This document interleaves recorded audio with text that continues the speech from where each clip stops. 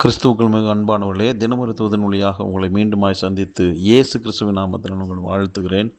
இந்த நாளிலே சங்கீதங்களின் புஸ்தகம் 40 முதலாவது வசனம். கர்த்தருக்காக பொறுமையுடன் காத்திருந்தேன், அவர் என்னிடமாய் சாய்ந்து என் கூப்பிடுதலை கேட்டார் என்று தாவீது சொல்லுகிறார். அன்பானவர்களே, ஒவ்வொரு மனிதனுமே ஒவ்வொரு விதமான தேவைகளோடு தான் காத்திருக்கிறான்.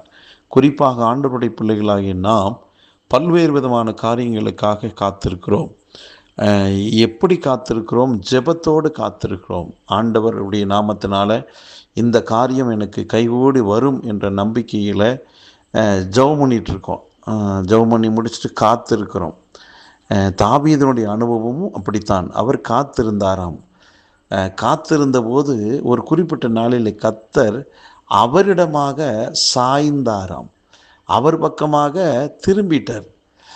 திரும்பி அவருடைய கூப்பிடுதலின் சத்தத்தை கேட்டாராம். அன்பானவர்களே, தாவீதினுடைய வாழ்விலும் காத்திருத்தல், அந்த பொறுமை இருந்தது. ஒவ்வொரு மனுஷனுக்கும் தலைக்கு மேலே பிரச்சனை என்று சொல்லுவாங்க. அந்த பிரச்சனைக்கு தீர்வு என்ன என்று சொல்லி பல்வேறு விதமான யோசனைகள் வரும். தாவீதுக்கும் வந்தபோது அவன் தேவ சமூகத்தையே நாடினான். நாடின உடனே எனக்கு அந்த காரியம் கிடைக்கணும்னு அடம் பிடிச்சு அவன் போராடலை, காத்திருந்தான். லேட் ஆகுதே அப்படின்னு சொல்லிட்டு அவன் பொறுமையிலேருந்து அவன் ஆண்டவரை விட்டு போகலை, முறுமுறுக்கலை, காத்திருந்தான். ஆனால் ஒரு நாள் வந்தது, அவனுடைய ஜெபத்திற்குண்டான காரியம். அந்த ஜெபத்தை கர்த்தர் கேட்டு பதிலை கர்த்தர் கொடுத்தார். அன்பானவர்களே, உங்கள் வாழ்விலும் நெடுநாள் காத்திருக்கிற அனுபவங்கள் இருக்கலாம். அது நடக்கவில்லையே என்ற அங்கலாய்ப்பும் ஒரு கேள்வியும் ஒரு பயமும் எழும்பலாம். தாவீதுக்கு இறங்கின தெய்வம் உங்களுக்கும் நிச்சயமாக ஒரு காரியத்தை செய்வார். அதில் சந்தேகமே இல்லை. அவர் சிலுவையில் ஏற்கனவே செஞ்சு முடிச்சிட்டாரு. ஆனால் பூமியிலே அந்த காலகட்டங்களிலே நமக்கு வந்து சேர்வதை நம்முடைய கண்கள் காணும். ஆகவே தேவ பிள்ளைகளுடைய வாழ்விலே கர்த்தர் பொறுமையோடு காத்திருந்து அவர் நமக்கு பதில் கொடுக்கிறார். ஆகவே என் ஜெபம் கேட்கப்படலை, என் காரியத்தில் வெற்றி கிடைக்காது என்று எதிர்மறையாக யோசித்து பின்னிட்டு திரும்பி போகாதீர்கள். காத்திருங்கள்.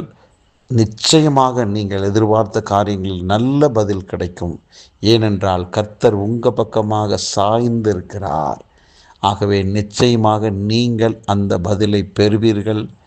நம்பிக்கையோடு விசுவாசத்தோடு காத்திருங்கள். உங்கள் தலை உயர்த்தப்படும். நீங்கள் நிமிர்ந்து தான் நடப்பீங்க. ஜெபம் பண்ணலாம். நல்ல தகப்பனே, இந்த நல்ல வேலைக்காக நன்றி. எங்கள் வாழ்விலே எங்கள் காரியங்களுக்காக உங்களுடைய சமூகத்தில் காத்திருக்கிற போது நீர் எங்கள் பக்கமாக திரும்பி, ஆமாண்டவரே, எங்களுக்கு ஒரு நல்ல பதிலை கொடுக்கக்கூடியவராக இருக்கிறேன். அப்படிப்பட்ட நல்ல தெய்வத்தை ஆராதிப்பதற்கு கர்த்தர் கொடுத்த கிருபைக்காக நன்றி. இதை கேட்டுக்கொண்டிருக்க எல்லாருடைய வாழ்விலும் காத்திருத்தல் மூலமாக புது வெற்றியை பெற்று சுகமுடன் வாழ்வார்களாக வாழ்த்துகிறேன், ஆசீர்வதிக்கிறேன். இயேசு கிறிஸ்துவின் நாமத்தை ஜெபிக்கிறேன் நல்ல பிதாவே, ஆமென்.